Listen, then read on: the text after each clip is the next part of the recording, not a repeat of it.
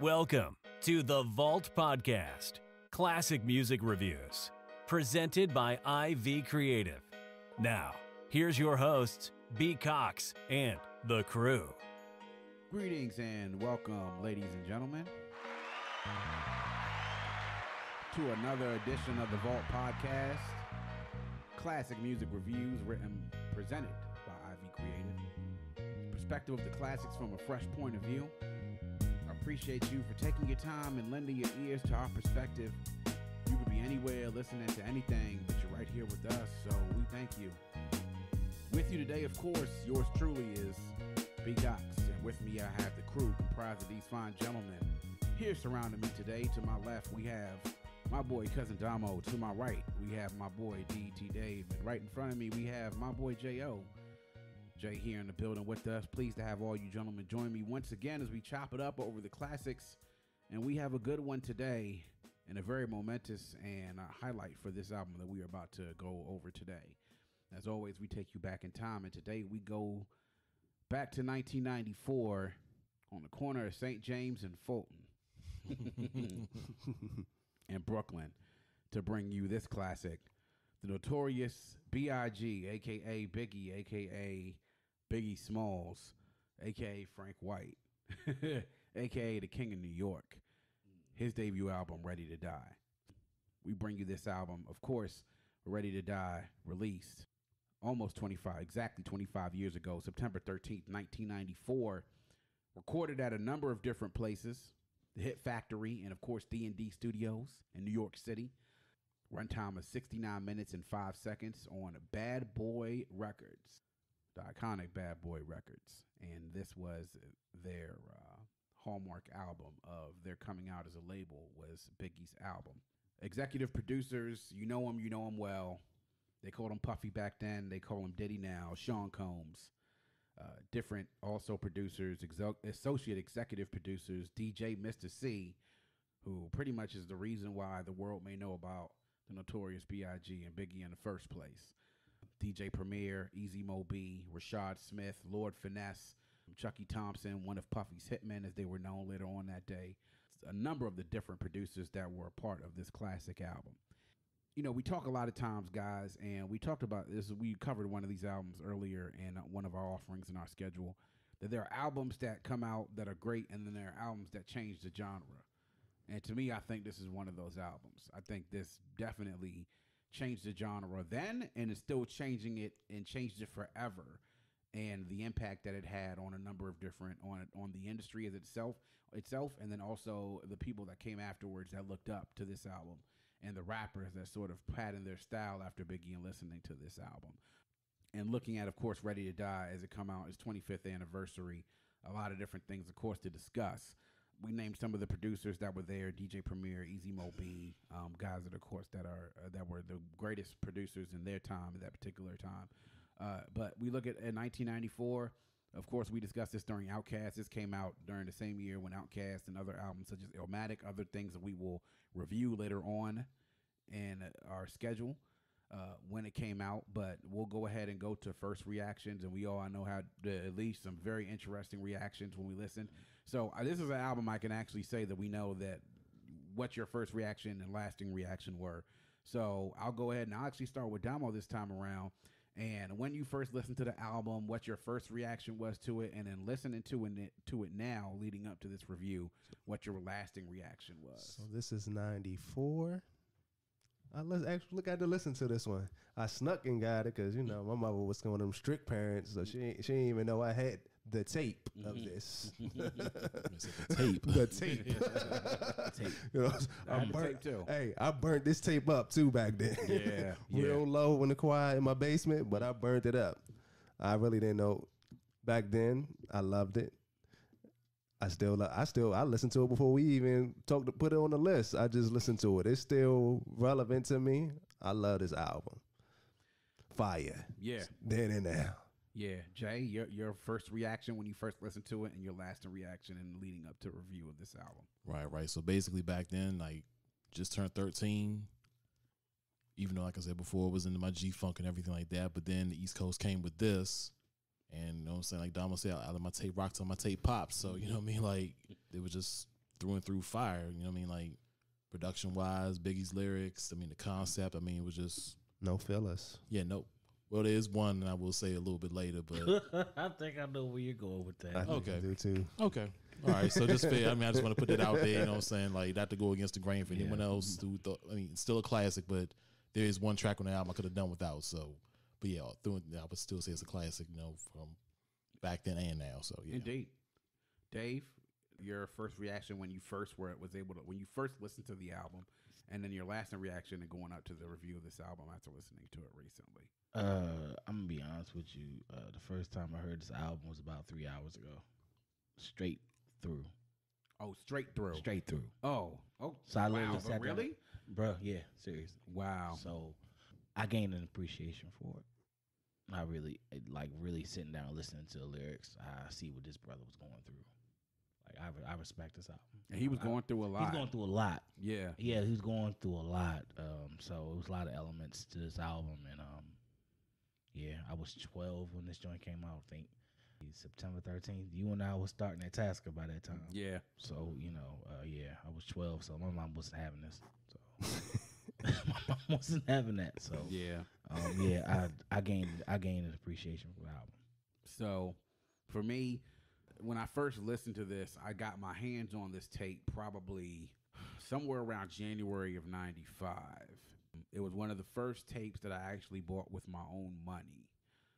And I wore it out in my Walkman because I loved listening to it. Even before I knew what concepts to be able to listen to it, there were things about it that I loved. The fact that the beats were innovative, they were catchy, and then Biggie's voice was just like a voice you never heard before.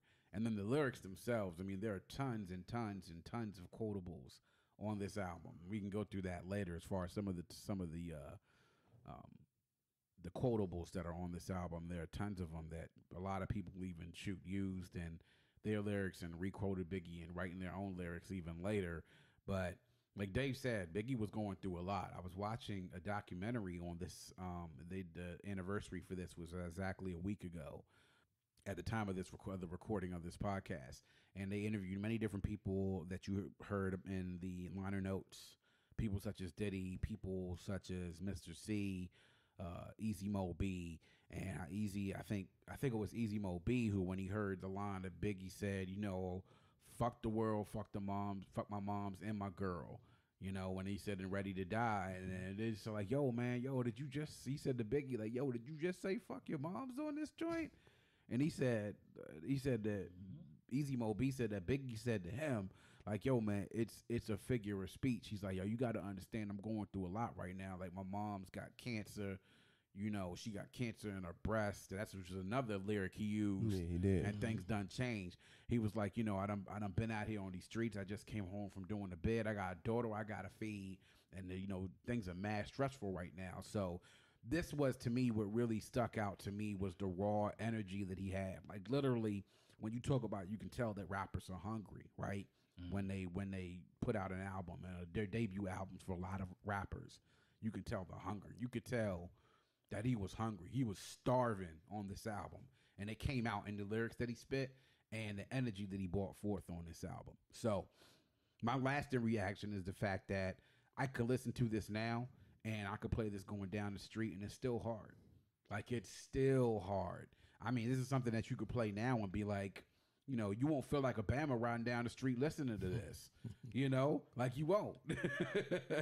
I mean, seriously, that's my lasting reaction. You still hear it sometimes. Somebody will pull up with you with this joint on. Yeah, exactly. Just to talk about some of the themes that are present in the album, everybody talks about Biggie, of course, is the classic rags to riches story. I mean, he went from ashy to classy real quick. It was the come up. It was the fact that he had a bigger plan for his life than what the system may have had planned for him, thinking that he was probably just destined to be a in and out of jail, possibly even dead by a certain age, and which unfortunately he was, but not by the manner I think many of us thought. But it was the hustle. It was about the struggle that he was going through and the fact that he wanted to get away from that as soon as possible, that he was willing to do anything he possibly could to get him and his family out of that situation. And that's what it came across more than anything else. just to speak about the cultural impact that's present in this album. This really, like you said, G-Funk was very prevalent from the very early 90s. This album, along with J. Rue's Sunrises in the East and Illmatic, to me, I would think really is what led New York on its way back on the comeback trail. Absolutely. You know, and that's what I think the biggest cultural impact, more so than anything else, is that you had a little bit of it with Wu in the 36 Chambers, but I think this sort of just kicked, like literally, to quote one of Biggie's latest tracks, kicked the door in to be like, all right, we back. Right. You know what I'm saying? Like, we back. So playtime's over. So that I think is one of the biggest things to me as far as when it comes to cultural impact. If anybody else wants to talk about as far as what the impact culturally this album had. I think it just ended up getting with two hungry people, because Diddy was hungry to prove himself too. Yeah. Because he finally got up under from Uptown. So he was ready to prove himself that he can be out here as a major creator and person to deal with out here. Even though he stole a lot of the shit he had, though. Stole a lot of samples. Well, yeah, but that's I mean, let's be clear. He snatched a lot of stuff that he didn't have permission for, but to his credit, he made some bangers with what he had, though. Right. Well, the Diddy's talent is being able to find talented people to be able to make things happen, and writing checks, like and writing checks. You know. When and he wants to. Yeah, and writing checks, and so to me, I think that's important to note. The place that this was coming from. That Bad Boy wasn't even a thing, and even they said during the documentary that the first couple of songs they recorded for Ready to Die, they recorded it was on Uptown. You know, that's when Biggie was supposed to have been in Uptown, and then as you know was stated, as we all famously know, Andre, you know, there can't be two kings of the jungle. You know, so Andre threw Diddy out on his ass, and then Diddy went and got a check from Clive Davis and Arista and said, "All right, I'm starting my own thing. We're gonna rock. We're gonna rock with this." And so you got two hungry people together because Diddy was about his hustle and wanted to make his money and show the world that he could do it, not being in Andre Harrell's shadow. So when you put those two together, you have the perfect combination of a businessman, an executive producer, and an artist who has all the tools around him in production to make the perfect storm sort of happen. But of course, review of our songs and high points. So there's a lot of highlights on this album, but just, you know, like I said, your major highlights from this album, listening to it, and we'll go through, of course, around the table. Dave, I'll start with you. Your highlights and the songs that you listen to, listening to it. It's a lot of them. Yeah. It's a lot of them. I'm going to give you three. My favorite was Unbelievable. Mm-hmm. Okay. Primo, man. Primo. That intro was just like, dun, dun, dun, dun, dun. Like, man, it's classic. Just cannot go wrong with that, man. Everyday Struggle. Yeah. From some of the things that I'm dealing with, like Everyday Struggle really hit me hard. Mm-hmm. And the What with Meth. Yeah. The world don't ask me for shit. Yeah. Everything you get, you got to work hard for it. Baby. Shit, yeah, shit don't stop. Yeah. Those are my three favorites. I could have done, and Machine Gun Funk was dope too. Mm-hmm. Yeah. I like Gimme the Loot. I didn't necessarily like Warning, and that interlude with Lil' Kim could have definitely been skipped over. I'm not trying to hear Lil' Kim and Biggie getting it on like that. And the bad thing about it was I looked at the producer of that joint, and they said it was Diddy was the one that produced it. I'm like, nah, don't. Makes sense though. Yeah, I get it. I get it, but it to me, you know, I kind of like that's kind of like a blip on like what I actually consider to be a flawless album. Me and My Bitch was dope too. So, yeah. Jay, your highlights. Okay, and you know, like my man said, it's a lot of highlights. So in no particular order, of course, I gotta say, Give Me the Loot. Just like the energy of that joint and the fact like Biggie flipped his voice to sound like two different people. That just like, you know what I'm saying? Like, and the fact that I thought there was two different people on that album that's too. what I'm saying. Yeah. Like, it's like both of them was him, but just like he put his other voice in like a higher octave. You know what I'm saying? To sound like a double person. And then the fact, just I guess the thing that got me because, yeah, like it was said before, my man Brian, like that Diddy broke away to do his own thing, but the fact that it was stuff on that song that was so explicit, they still had to like edit it out on the unedited version. I wouldn't give a fuck if you pregnant, which is what he said. What he Bitch said. To strangle for the earrings and bangles. That's what he said. Exactly. So, just the fact it got that raw. You know what I mean? So like, along with that, I mean, of course, the radio from the joints like Juicy, and then like the joint with Diana King, Respect. Like, yeah. Respect to all the gunmen. Yeah, like that joint, like, and I don't know if you ever listened like on a system. That bass drops hard as hell. It does. Yeah. It does. Young. Absolutely, it does. And and as a matter of fact, that sample for Respect is "I Get Lifted" by Casey and the Sunshine Band. That where that sample comes from. Like that boom, dun, dun, dun, dun, dun, dun. Okay, yeah, I got it. Yeah, it sure is. And yeah. I'm trying to think. Of course, unbelievable. And like I said before, being like a fan of like story type of rhymes, suicidal thoughts. Just the fact it was just so dark and like, and that's another thing people don't really realize. Big is a great storyteller. Absolutely. Yes. And the fact like, he just started a joint out, like you really can envision him on the phone with Diddy, like, I'm about to end this, and like, I'm going through this, going through that, and like Diddy like trying to rush the beat by his man's side. He's like, you know what? I'm sick of talking. Yeah. Boom, like, and there's other ones I can go to, but those are the ones I can name off the top. Okay, and on the subject of what I could have done without on the album. Honestly, it wasn't even a skit for real. It was a song "Friend of Mine." Like, oh yeah, yeah. I just like, and I don't know what it was. I could have done without it. Like, not even so much like lyrically, but just that beat. Just honestly, it annoys me for some reason. I don't know, like that festive early '90s type of shit. Like, because Smith and Wesson used it too. I'm like, man, I really could have left this on like the cutting room floor. Like, it just wasn't necessary to me. But other than that, like. Yeah, I could listen to this album through and through. I mean, skits and all, even though, I didn't necessarily need to hear like Biggie, crushing Lil' Kim, or the joint even before Friend of Mine would do the chick was slopping him down. Hey, I'm like, bro, you put it all out there. You want to know the funny thing about that skit is that was actually him in the studio getting head. Like, Diddy confirmed it. Like in 2012, there was some sort of they were looking back at Ready to Die, and there was a magazine on one of these websites was actually interviewing Diddy, and Diddy said like, "Yo, man, so like in the studio before Friend of Mine, was he actually getting this man in that joint?" And they was just like, "Yeah."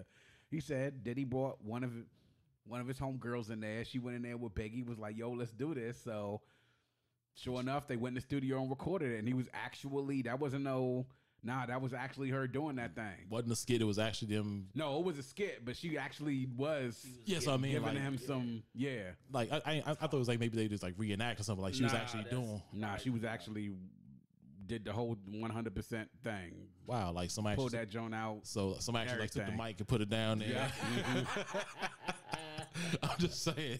Talking about something you don't normally do this. Yeah, you ever been? Heard that before. Exactly. Those be the best ones. When you right, you right, bro. Wow. Them sounds in that microphone says that was a lie. Oh Lord. Damo, your highlights on the album. Give me the loot, of course. Warning. I love Warning. Yeah. I love the What with Meth. And I didn't hear y'all say this, but how y'all miss Who Shot You? But that was like a remix that came out later, though. Yeah. I don't think it was like an official track. Yeah. So it was. I think he didn't want to put it on there because of what was going on back then, but it was on there on the jump. Yeah, well, it was a song. The remastered Jones on the remastered version. It was on there. Who Shot You? And of course, everybody knows the controversy around that. Even though the song was recorded before the Tupac robbery and shooting at Quad Studios, that which famously started the beef between Biggie and Tupac in the first place. Which he said that song was made before that. It wasn't even aimed at Pac. Allegedly. Yeah, I mean, you got to think about that. Plus the fact, like, the LL I Shot You joint came out around the same time. That didn't help it. That didn't help matters any either. So, like, I can see why it'd be hard for Pac to believe that. You know? No, of course, absolutely, yeah. But everyday struggle too, because you can feel that. You can feel the pain and the struggle of life going on, what you be contemplating when you going through it. Yep. Yeah. Mm-hmm. So I love this album now. So my highlights are, and this is one that I didn't hear anybody say. The very first track on the album, Things Done Changed. You know, I thought you said that, Jay. Nah, No, I was like, give me the loot. yeah, things done changed, and that to me, you could hear how he literally talks about the difference. You know, and they trying to talk tough too. But the stupid motherfuckers want to try to use kung fu. Instead of a Mac 10, he tried slapping slugs in his back end. That's what the fuck happened. The wordplay on this is always very intricate. Give me the loot, of course. Like you say, the way the Biggie flipped his voice to literally think we're talking to two different people on there. And there's the differences as far as like between the two personalities. Right, yeah, Biggie, You can know. I jack, I kick her in the back, hit her with the gate. Chill, shorty, let me do that. Your man's just tripping, bro. Yeah. Like, Goodness gracious, the paper. Where the cash at? Where the cash at? Smash that. It was crazy how he did that. Machine Gun Funk actually was what Biggie wanted to be the first single on that album. Track was dope. It is a dope track. It's produced by Easy Mo B, but obviously Diddy had a different view on what the first single needed to be, and that had to be Juicy. And you know, Biggie wasn't rocking with it at the time, but that's just the vision that Diddy had and the wisdom that he had in order to be able to make this happen. The song Ready to Die, I think, was great because, you know, Respect, of course, is another one. Unbelievable with Primo. That was actually, from what I understand, the very last song that was recorded for the album. And Primo actually gave that to him as a $5,000 favor, that track. Which seems a lot. I mean, considering how much hip hop beats can go for nowadays, $5,000, even in 1994, it's like, that's for real. That's it. and even It then, was a favor. And even then, I mean, Primo could have charged like way more than that, even in '94. You know, it's Exactly. like, Fire. yeah, Exactly. like people knew about Primo back then, as far as like what he was capable of, Yeah. and still capable of. Yeah, and I mean, it's just goodness, man. Just like, you know, even the original One More Chance, which is the less popular version than the actual remix that was done, and that everybody knows the famous video for, the radio version, which is a classic to me as well. The regular One More Chance with the skit in the beginning with his daughter on the answering machine, and all the chicks calling them trying to figure out what's going on. And then that opening line to One More Chance was classic. It's how many times have you heard people use that? When it comes to sex, I'm similar to the Thriller in Manila. Yeah, so as you mentioned, Jason, Biggie's a great storyteller, man. And he's also, and it's not just necessarily on this, you see it on this album, and then you see it also in Life After Death. The way that he sort of paints a picture of a situation. Me and My Bitch does a great job of doing that. Suicidal like Thoughts that track, does a great job of doing that. Give Me the Loot is a story because it's a conversation between two stick-up boys trying to come up on some paper. Right. You know, Warning is a story because it tells you the story about somebody who's scheming a plot on Biggie. I mean, he, to me, along with, you can put Slick Rick up there, you can put Nas up there. There are many great storytellers in hip-hop. To me, I think he's in the top 5 of storytellers in hip-hop, and he continues that on his next album as well. Of course, the What with Method Man, just a really, really dope track produced by Easy Mo B. Easy Mo B's work on this might be some of the best work that a single producer has done on an album. I mean, the tracks he produced on this, Things Done Changed, Machine Gun Funk, Warning, Ready to Die. He also produced the What.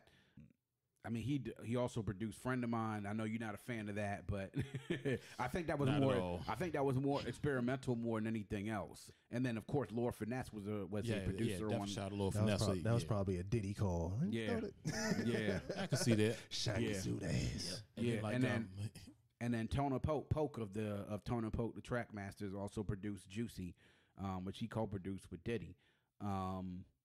This is just, to me, man, and listening to it when I had the tape, like I always remember, like the What was the end of that first side. You know, you turn it over, and then the first track was Juicy. This album was also sequenced very well, too. Yes, it was. You know, like we always talk about, the one thing is about the tracks that you have, the quality of the tracks, the sequencing, though, plays into that. And I think this album was sequenced about as well as any album during that time period. So we'll go into the next part of it. If it's changed, your favorite song when you first listened to it then, and what your favorite song is now. I'll start with Damo. So if you had a favorite song first time, what was it then? And if it's changed, what is it now? Big Papa then. Mm-hmm. Kind of still like it. Big Papa still giving me Yeah. But That's a little party joint. yeah. But now it's definitely the What. Yeah. It's definitely the What now. Yeah. I could appreciate the What. As a grown man, you appreciate the what. Yeah. So yeah. Jay, your favorite song then and now, if it has changed, what was it then? What is it now? Back then, I mean, of course, you include Big Papa and Juicy. As far as like my favorite song now, I'd have to say Respect, because that Diana King side, it just like knocks in my head. So especially like, you know, at 13 I wasn't driving yet. So then like, you know what I'm saying, like, put it in the car, like you be flying at 95 and hear Diana King just like coming to kill that joint, plus along with Biggie's lyrics. Yeah. Even back then I was liking Give Me the Loot and everything. I mean, it really hasn't changed like liking anymore now, even though I appreciate the creativity behind it. But yeah, everyday struggle, of course, as we get older and you start going through life things and things like that. So yeah, I mean, certain songs like that, I mean, they become more relatable to you as you get older. So like in everyday struggle is definitely one of those. Still like friend of mine though. Won't say that. Dave, your favorite song then versus now? Like I said, it was Juicy. I love Juicy was dope. But it's the what. Like I said, that's like every grown man's anthem. Don't ask me for shit. And Unbelievable, just because it's Primo. You know, Primo, almost everything Primo does is just incredible. And just him and Biggie together was just amazing. So one of the very few times in hip hop and Unbelievable that you take a sample of a voice from a song earlier on in the album. That Biggie Smalls, the illest, came from that line in the what that Biggie used. It was great. To me, my favorite song then, probably, if I looking at it, I would have to say my favorite song was probably between Juicy and Big Papa.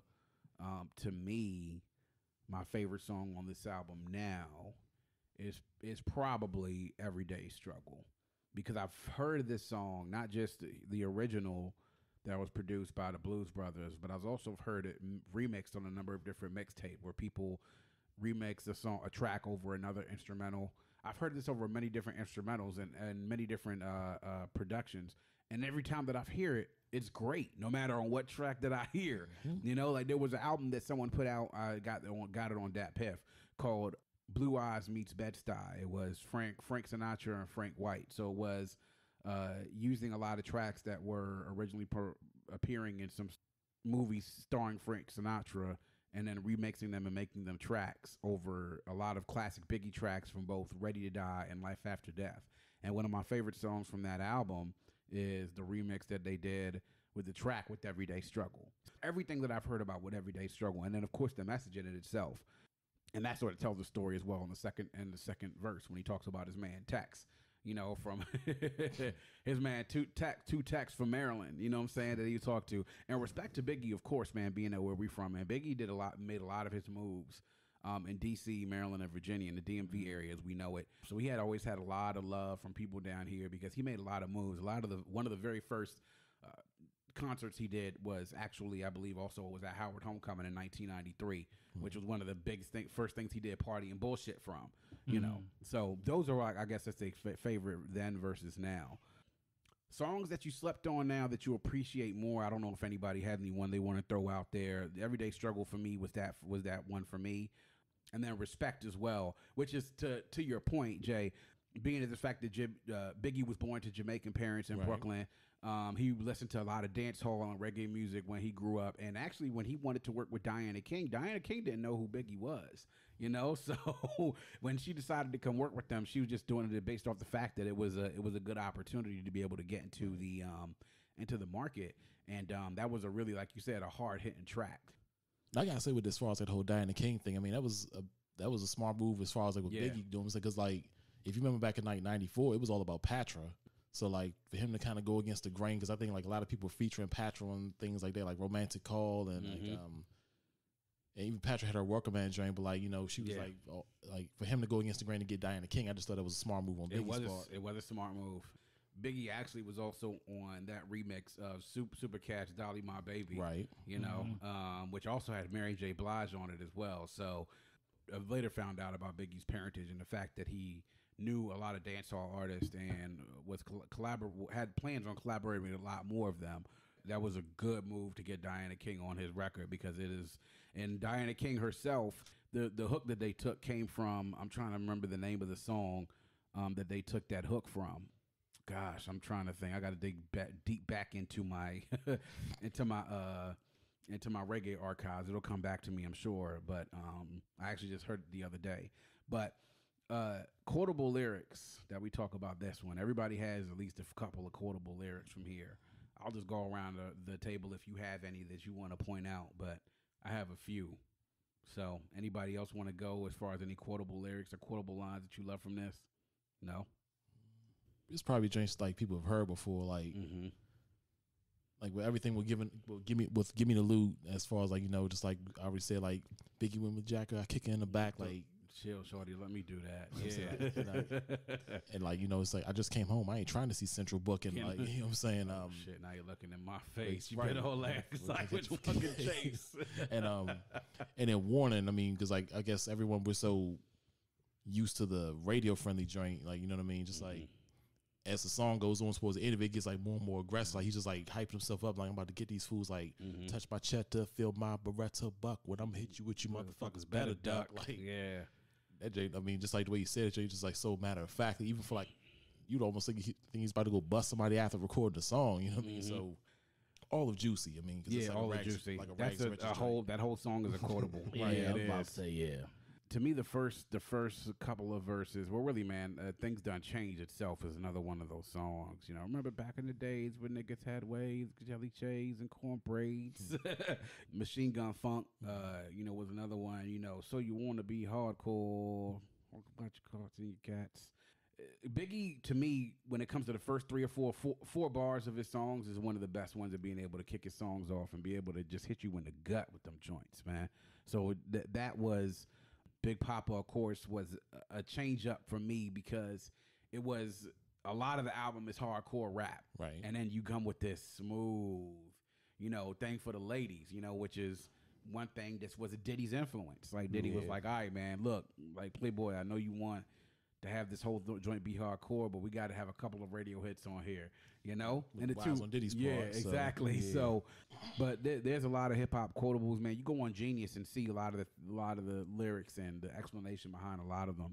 And it's a shame that we don't have Biggie here to be able to tell the thinking around a lot of those. And some of those were like off the dome because Biggie wrote some of those, and sometimes they just went in the studio and he freestyled and be like, all right, son, I got it. You know, like let's go ahead and lay this down. Right, like on you know?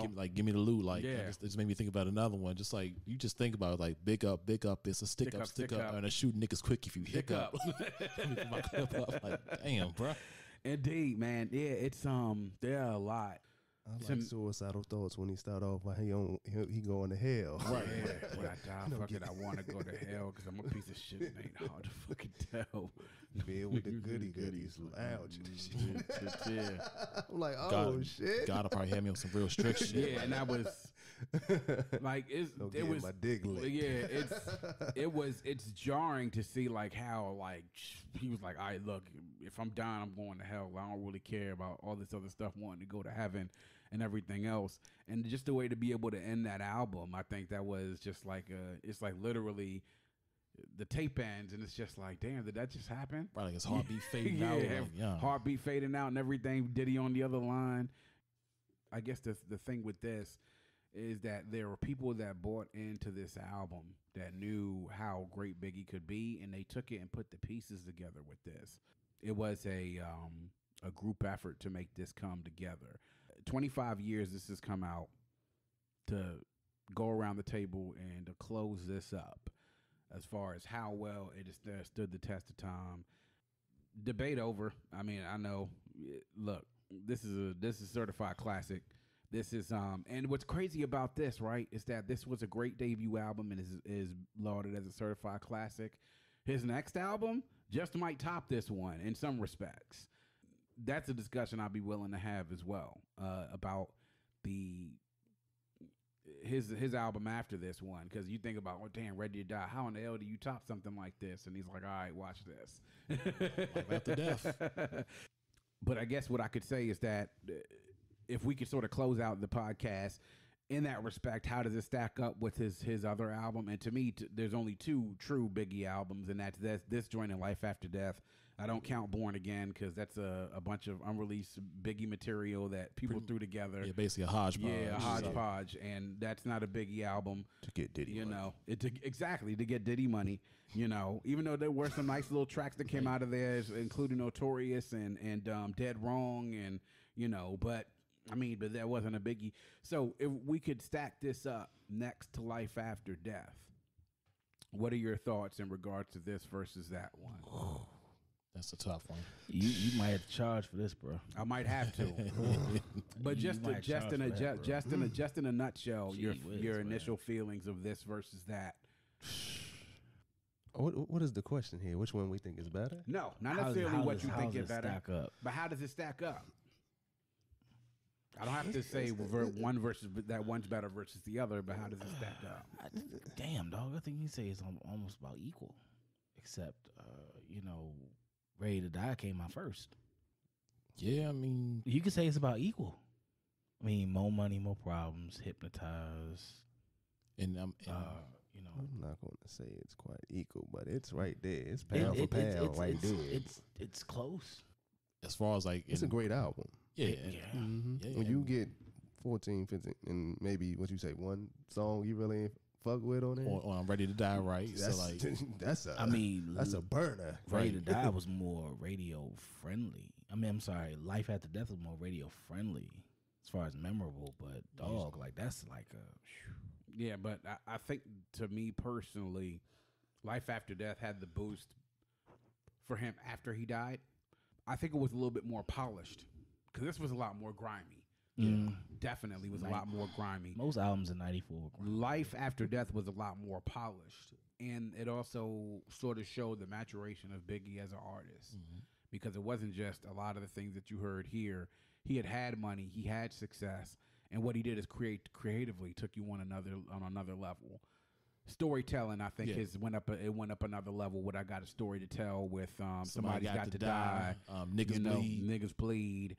The Long Kiss Goodnight. There's a lot of different There's a lot of different things that he they polished that they came out with, and it's a shame. It's just like, damn, man, if he had a chance to put out a third album, 10 Crack Commandments, like if he'd had a chance to actually legitimately put out a third album, man, like if he could have put everything together, like if he could, it's no telling, man, what his legacy. His legacy cemented, no doubt, but.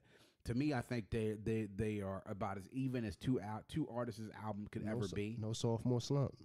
No sophomore slump at all. The fact that it was a double album. The problem you do when you run in with double albums, you sometimes have a lot of filler.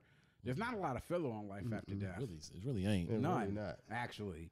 Even if you want to count like Player Hater, which was just funny to me. So but it's still it still was rocking. It was like yeah, exactly. So that's, I guess, the only time we'll tell the test of that after we're able to reveal, after this has been reviewed and after we reviewed Life After Death, when that time comes. Definitely, this was a great start to one of the best hip-hop, best rappers, best lyricists of all time, the Notorious B.I.G.'s Ready to Die. And, of course, you can listen to it no matter where you find it. You can stream it everywhere. It has been re-released and remastered as well. So that's another way that you can check it out. There's a lot of things you should go and check out on the internet about this. Apple Music and then also, I believe, XXL have done 2 separate 6-minute documentaries on this, and it has really great interviews from Lil C's, great interviews from Mr. C, from Easy Mo B, from Stretch, from Vibe. It was funny because one journalist, I forgot the guy's name, Chio Coker as well, who wrote The Unbelievable, which was the biography of Notorious B.I.G. He also was one of the consultants and also writers for the actual Biggie biopic as well. To me, looking at this and this talk about the impact that someone had, that this had, there was a guy during one of the documentaries, a journalist, white guy, who said he called somebody at Vibe and said, hey, man, I just heard one of the best 5 albums of all time. He was like, well, one of the best 5 hip-hop albums of all time? He said, no, one of the best 5 albums of all time. Like, that's just how hard it hit a lot of people back then. So Notorious B.I.G.'s Ready to Die. Stream it, find it anywhere. I suggest anyone that if you love hip-hop and call yourself a hip-hop lover, that you listen to that album. If you can procure a physical copy of it, that you do the same as well. But please check it out. And, of course, it's one of our favorites. And of course, that's going to wrap up yet another edition of The Vault. Please make sure you check us out on our host on Podbean, vaultcmr.podbean.com. You can also download, stream, and subscribe to The Vault CMR on Apple Podcasts, Google Podcasts, and Spotify. We also want to make sure that you rate it. If you love us, make sure you give us that good 5-star rating. We appreciate all the support. And if you have a friend, tell a friend, and make sure you tell that friend to tell a friend. Always remember to keep your headphones on and your music loud, but not too loud. And as we close, we like to remind everyone to dream big, because dreams are the basis for creation. Always create, motivate, and elevate, because you were never destined or created to stay stationary in this life. And on that note, we say peace. Thank you for listening and coming into The Vault. Please subscribe and follow us on Facebook at IV Creative and Instagram at IVECRE8.